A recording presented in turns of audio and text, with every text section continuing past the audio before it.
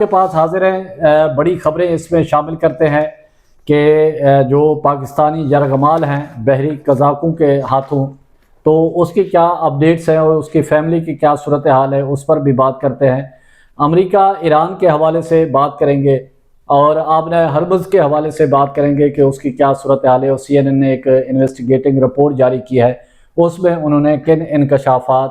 کا ذکر کیا ہے اور کیا انکشافات کیے ہیں، اور UAE نے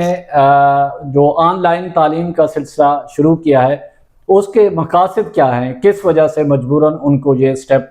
اٹھانا پڑا ہے، اس کی بھی تفصیلات آپ کے سامنے رکھیں گے۔ اور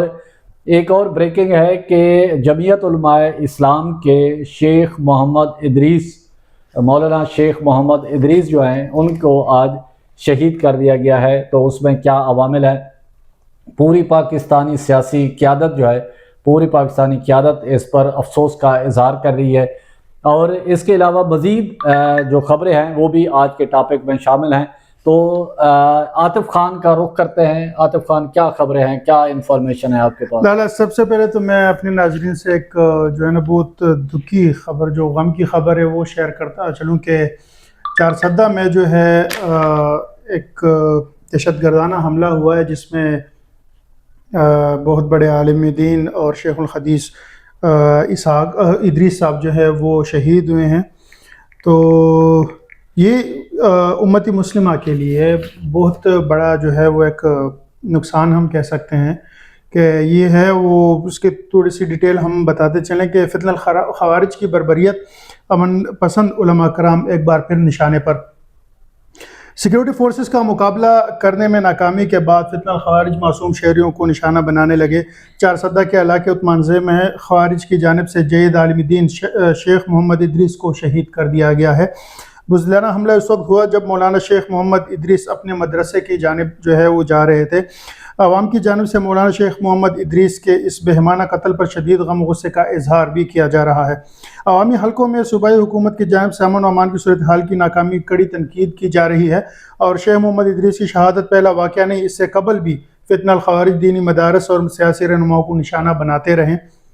21 جولائی 2025 کو چارسدہ تھانہ تنگی حدود میں فتنہ الخوارج نے فائرنگ کر کے معروف مذہبی رہنما پیر ابراہیم کو شہید کیا تھا۔ 10 جولائی 2025 کو باجوڑ کے علاقے شندے موڑ میں عوامی نیشنل پارٹی کے رہنما مولانا خانزیب کو بھی فتنہ الخوارج نے جو ہے شہید کر دیا تھا۔ 14 مارچ 2025 کو جنوبی وزیرستان میں ایک مسجد پر خودکش حملے کے نتیجے میں JUI کے ضلع امیر مولانا عبدالندیم بھی زخمی ہوئے تھے، اور 28 فروری میں اکوڑا خٹک میں دارالعلوم حقانیہ کی مسجد کو نشانہ بنایا گیا، جس میں JUI رہنما حامد الحق حقانی جو ہے وہ شہید ہوئے تھے۔ اور فتنہ الخوارج اگر خود کو طالبان کہتی ہیں اور اپنے آپ کو شہید کر رہے ہیں، اسلام کا جو ہے وہ پاسداران کہتے ہیں، تو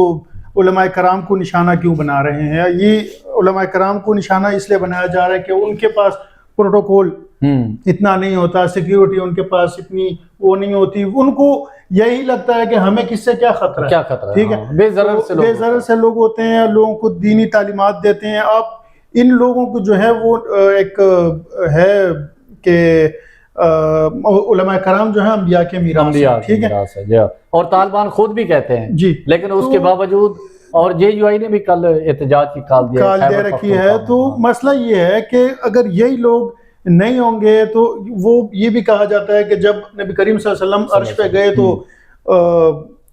اللہ تعالیٰ نے ان کو فرمایا کہ جب تک آپ مطلب روئے زمین پہ لا الہ الا اللہ کلمہ گو ہوگا، میں اس تک قیامت برپا نہیں کروں گا، ٹھیک ہے۔ تو یہی لوگ ہیں جو ہم تک دین اسلام پہنچاتے ہیں، ہمیں دینی جو ہے وہ باتوں سے وہ باخبر رکھتے ہیں، اور یہی لوگ جو ہے ان کو نشانہ بناتے ہیں ایک سافٹ ٹارگٹ کی طرح، اور جو کہ ہمارے لیے بہت بڑا ایک لاس ہے۔ تو ہم یہی دعا ہے کہ اللہ تعالیٰ شیخ محمد ادریس صاحب کی جو ہے وہ درجات بلند فرمائے، اللہ تعالیٰ ان کی مغفرت فرمائے، اور یہی دعا کر سکتے ہیں۔ دوسری جانب بڑھتے ہیں آگے خبروں کی۔ صومالی قذائی کا خطرہ پھر سر اٹھانے لگا، پاکستانی ملاح یرغمال خاندانوں کی فریاد اور حکومت سے فوری اقدام کا مطالبہ۔ صومالیہ کے ساحل کے قریب قزاقی کے ایک اور واقعے نے پاکستانی خاندانوں کو شدید اضطراب میں مبتلا کر دیا ہے۔ آئل ٹینکر MT آنر 25 کے اغوا کے بعد 10 پاکستانی ملاحوں سمیت 17 افراد یرغمال ہیں۔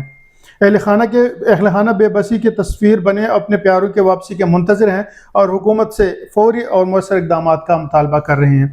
اسلام آباد اور کراچی کے مختلف علاقوں میں کئی خاندان اس وقت کرب کے کیفیت میں مبتلا ہیں، جہاں ہر فون کال ایک امید اور خاموشی ایک خوف بن چکی ہے۔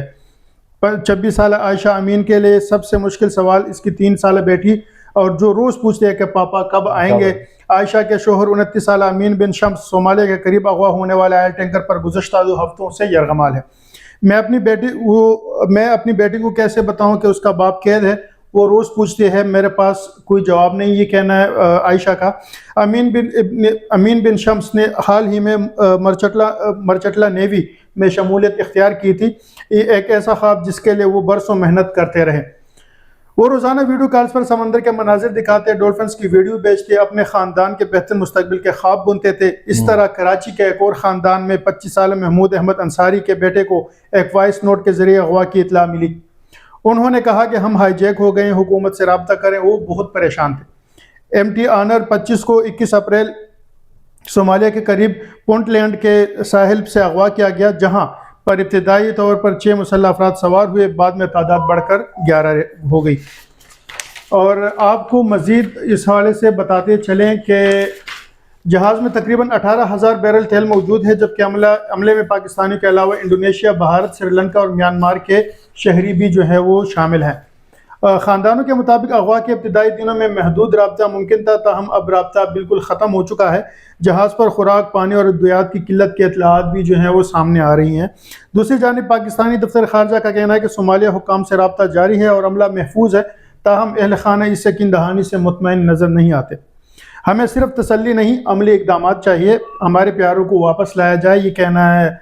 مظاہرین کا، جو کراچی پریس کلب میں متاثرہ خاندان نے احتجاج کیا اور انہوں نے مطالبہ کیا کہ حکومت فوری طور پر ایک اعلیٰ سطحی کمیٹی تشکیل دے اور روزانہ کی بنیاد پر پیش رفت سے آگاہ کرے۔ صومالی قزاقی کا خطرہ ایک بار پھر عالمی سمندری سلامتی کے لیے چیلنج بنتا جا رہا ہے، جبکہ پاکستان میں کئی گھرانے صرف ایک سوال کے جواب کے منتظر ہیں کہ ہمارے پیارے کب آئیں گے۔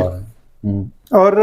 دوسری خبر یہ ہے کہ روسی فوج نے یوکرین کے ساتھ ایک طرفہ عارضی جنگ بندی کا اعلان کر دیا۔ عالمی خبر رساں ایجنسی کے مطابق روسی فوج نے 8 اور 9 مئی کے درمیان جنگ بندی کا اعلان کیا ہے۔ جنگ بندی یوم فتح کی تقریبات کے سلسلے میں کی گئی ہے۔ ترجمان روسی وزارت دفاع کے مطابق صدر پیوٹن نے عارضی جنگ بندی کا فیصلہ کیا ہے، اگر یوکرین نے تقریبات میں خلل ڈالنے کی کوشش کی تو بڑے حملے کریں گے۔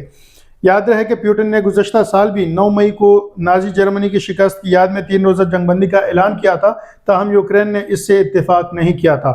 زیلنسکی نے کہا کہ یوکرین طویل المدتی جنگ بندی کا حامی ہے، نہ کہ ایسے عارضی جنگ بندی کا جو ماسکو میں ایک پریڈ کے لیے چند گھنٹوں کا تحفظ فراہم کرے۔ اور ایک اور خبر آپ کو پاکستان کی دیتے چلیں کہ کتنا صوبہ کتنا مقروض ہے،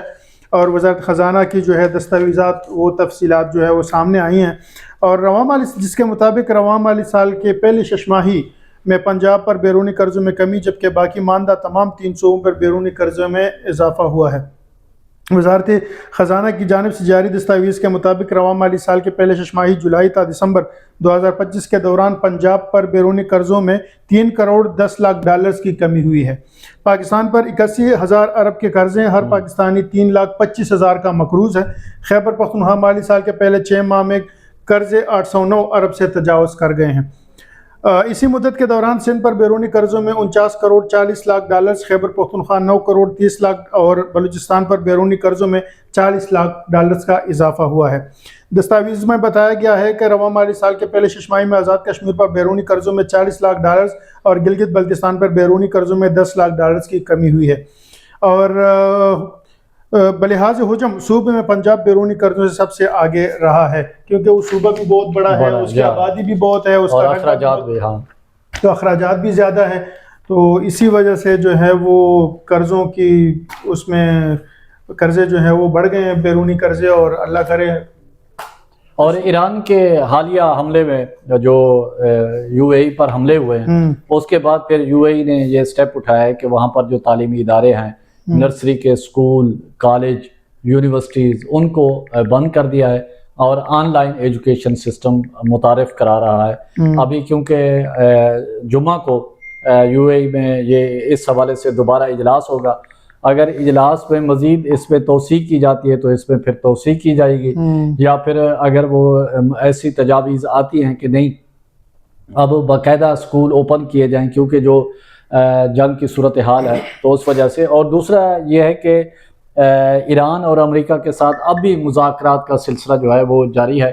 اور پاکستان اس میں اب بھی مرکزی کردار ادا کر رہا ہے، اور توقع کی جا رہی ہے کہ اب یہ مستقل جنگ بندی کی طرف جیسے مرحلہ وار ایک سلسلہ ڈیولپ ہوا ہے، کیونکہ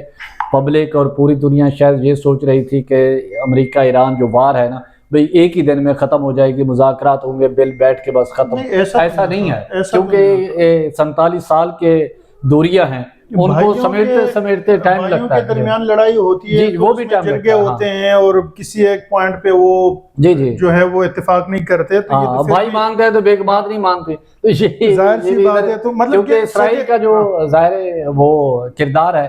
وہ انتہائی نیگیٹو ہے، تو اس معاملے میں بھی وہ ساری چیزوں کو دیکھا جا رہا ہے، اور خود امریکن جو قوم ہے وہ بھی نہیں چاہتے کہ جنگ مزید ہو، ان کے ٹیکس پیئر کا پیسہ جو ہے وہ جنگ میں جھونکا جائے۔ اور اسے بڑی خبر بتاتے چلیں کہ امریکہ میں انویسٹمنٹ کے نئے مواقع سامنے آئے ہیں، تو کل گزشتہ دن جو ہے